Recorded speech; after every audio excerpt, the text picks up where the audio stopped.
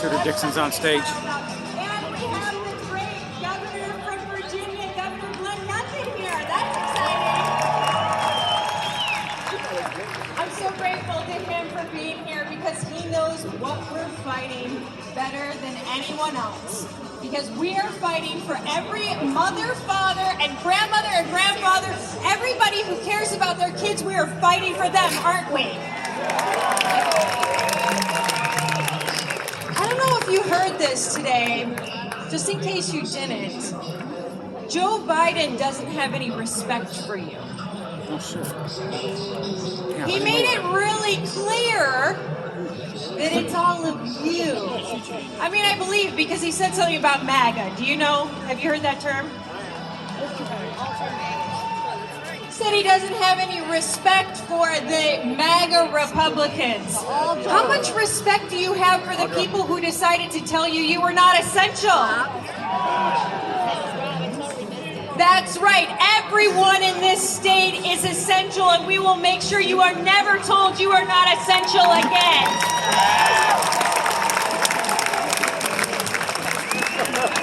When I first started running for governor, I went over to a restaurant over on the east side of the state. We had a waitress come up to us and she said, "You know what?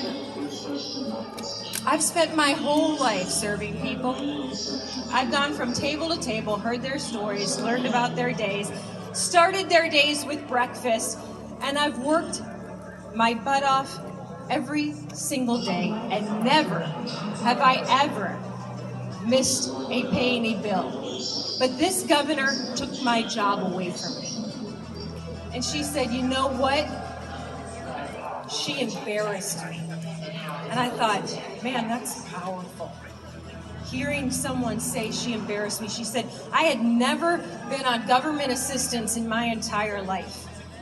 But because of Gretchen Whitmer, I had to be on government assistance. But the real kicker was, when I applied, the unemployment system was broken and I didn't get it." We will never let that happen in the state of Michigan again. No more lockdowns.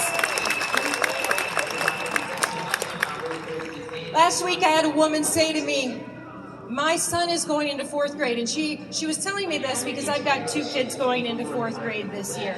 And she said, "My son is going into fourth grade." She said, "You know how they talk about that crucial point when kids have to learn to read by 3rd grade?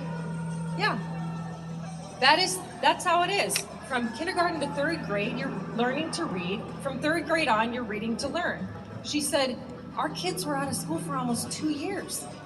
My son is struggling so much and I don't know what to do." She said, "I'm working with him every night.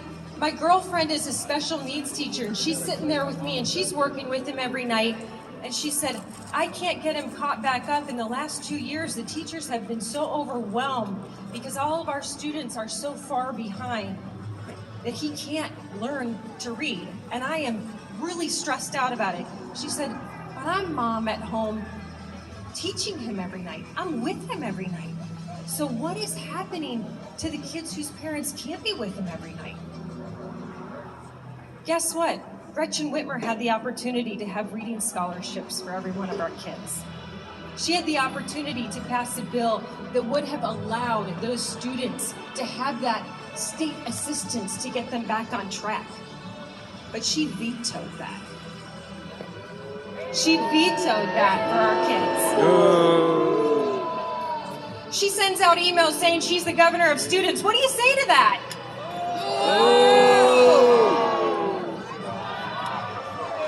It's time to get somebody in office that cares about our kids. A mom and a dad who care about our kids. So we can represent all of you who care about your kids. Not too long ago, I was on these Capitol steps right here because our Attorney General came out and said she thinks there should be a drag queen in every school. Wow. She said, "I was just joking." Bullshit. I mean, at this point, Are those jokes funny anymore? Sickening. No. So we are not going to stand by and ignore this rhetoric anymore. When we hear about it, we're going to stop it. And when we wrote that bill, when we presented that bill on these Capitol steps, people said, "Why are you doing this? Have you seen this happening?"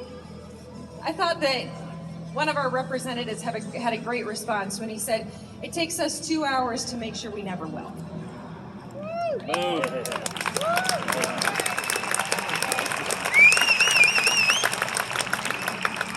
Earlier this week, we had some congressional candidate or something out there in New York saying, "Socialism wins." If you think it's a joke, it's not a joke. When they say they're joking, they're not joking. So we're not going to just laugh it off anymore. We're fighting back, right?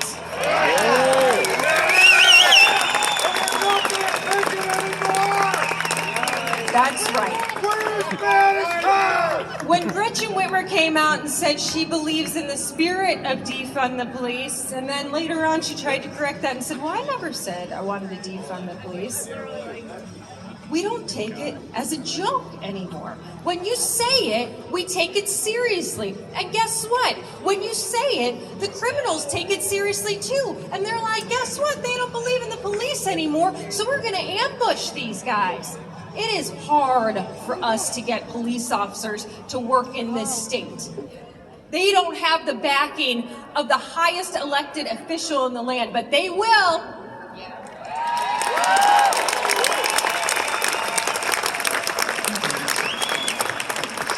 We will support rule of law in this state.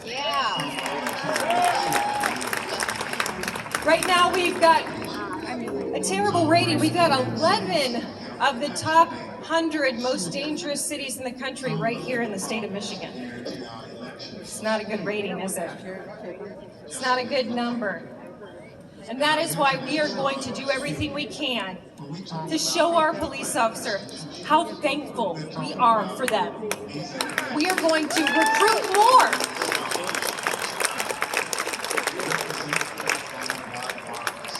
How about maybe even we like Florida or Michigan?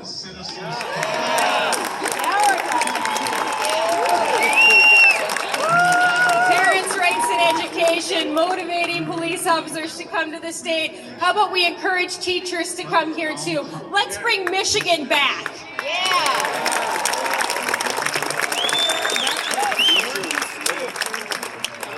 People talk about running an election or running a campaign, how expensive it is. And you have to go around and talk to people in the state, and you talk to folks in the grassroots, and you talk to folks in the business community. And you know what we say all the time: we need your support. We need your support. We need your support. Well, this is an interesting campaign because no matter where I go in this state and I ask for support, people go, "You know what? Gretchen's just so vindictive." It's the number one thing we hear when we're out there. She's just so vindictive. Remember Marlena Hackney? Mm-hmm. That was pretty vindictive. Oh, yeah.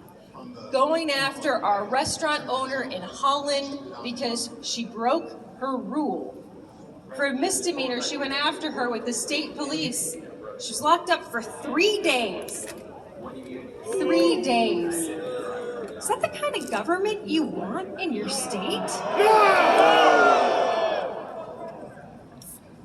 The number one job for an entrepreneur in the state of Michigan is to own a restaurant. We lost 3,000 restaurants in 2020.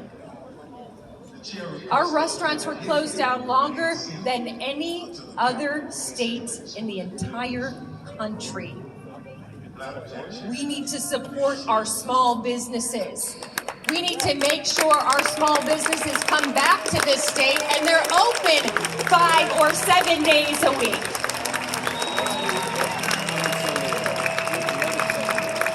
And we will do that. Right now, she has a bureaucratic state that goes after business every single day. Number one thing when I talk to businesses about why do you think businesses don't come here, or why don't you expand into Michigan? Why do you expand into other states? They say, it's just too darn hard to do business in Michigan. I've got one company in Holland, and they said they wanted to expand into Holland. They got a great offer from North Carolina. But they said our roots are in Holland, so we decided to expand into Holland. We got all the permits, we got everything set. And then just before we were ready to break ground, we had one of her agencies come out and go, nah, we've got a discrepancy here.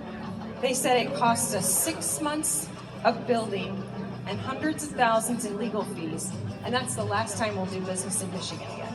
We cannot treat our businesses like this. We need to reduce regulation, all these silly rules. We need to reduce regulation by 40% and bring business back to the state of Michigan.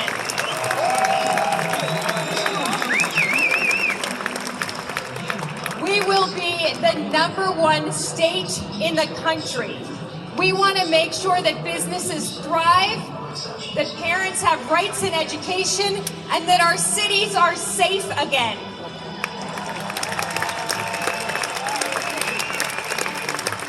You know, one more thing, I've got 4 girls.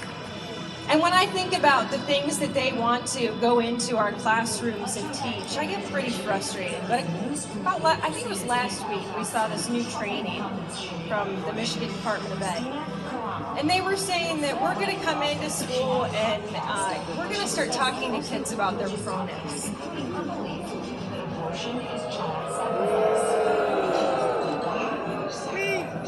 And we're going to tell them that they can have different pronouns at school than they have at home.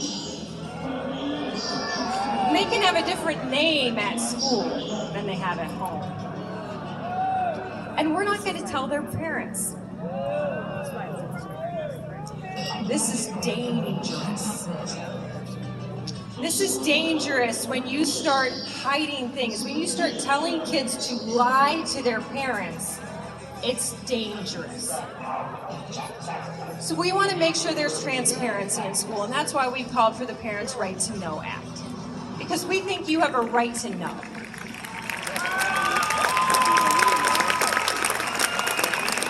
Because we think you should know what books are in your child's classroom. We think you should know what books are in your school library. And we think you should know what the class syllabus is for your child. And we think you should know if your teacher has recently gone to a training that says you should tell your kids if they want to have different pronouns than their parent, than they have at home, they can change that and not tell their parents. We should know that.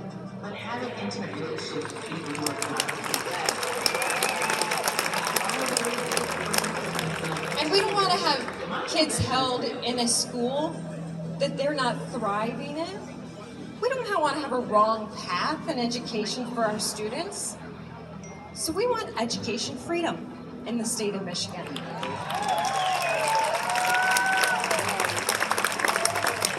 And you know, they'll scare you and they'll say, gosh, if you want education freedom, that means you're going to dismantle the public ed system. Yeah! Do it. But it doesn't mean that. It means we're going to make sure Why that not? parents get to choose Defund the where their fucking child schools. goes to school. It means the parents get to know what the best option is for their child. That's what we've seen in other states, and we've seen it effectively increase the learnings, the children's scores in public ed and private ed. We don't want a wrong path for our students. We don't want to say that we're going to force our kids into schools where there's a 90% illiteracy rate. We want to tell those schools, we want your kids to thrive. We want every school to be teaching every child how to read. Is that too much to ask? So when my friend says, I'm worried that my son can't read and that I don't have the resources to make sure he does, we want to make sure that the school that she chose has the resources to help her, come alongside her, be with her, and let her get involved in her child's education, but be